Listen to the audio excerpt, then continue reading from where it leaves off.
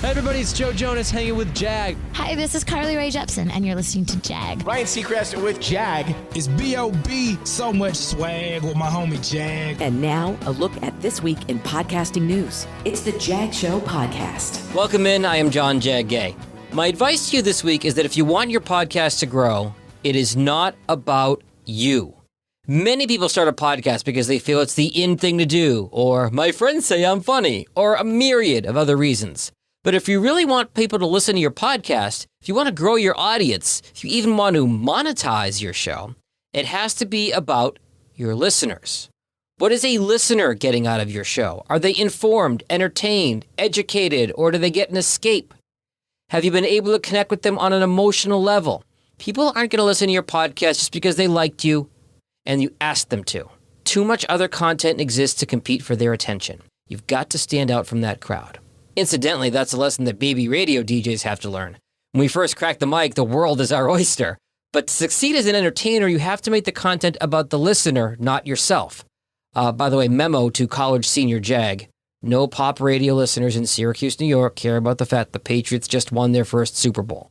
So you get the idea. Other podcasting news this week, Seth Rogen is developing a podcast for SiriusXM and Stitcher, and Spotify is going to be the exclusive home for Michigan native Dax Shepard's Armchair Expert podcast. They'll still be free, but only available on Spotify as of June 1st.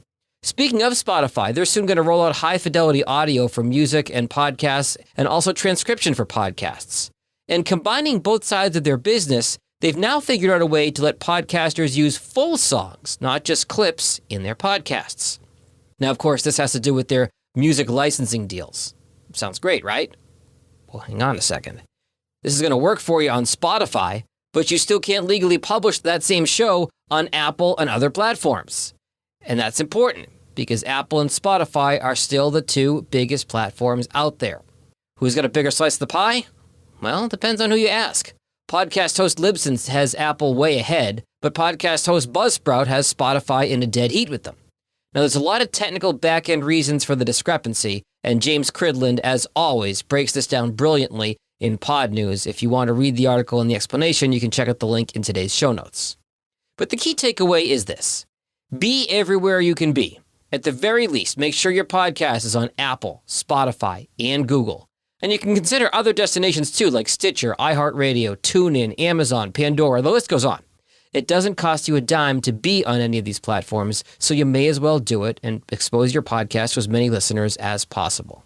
Now, podcast advertising grew about 19% in 2020, according to the Interactive Advertising Bureau, and listeners don't mind commercials. In fact, they're more effective in the podcast medium than in other media, according to a study from Cumulus Media and Signal Hill Insights, as reported by Pod News and linked in today's show notes.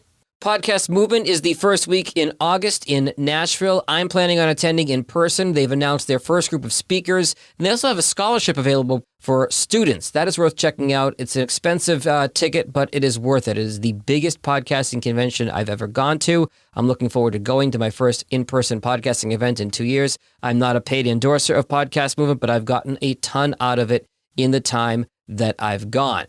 If you're coming to Podcast Movement, hit me up. I'd love to see you and meet you in person in Nashville. And a correction to a post of mine on social media before I go.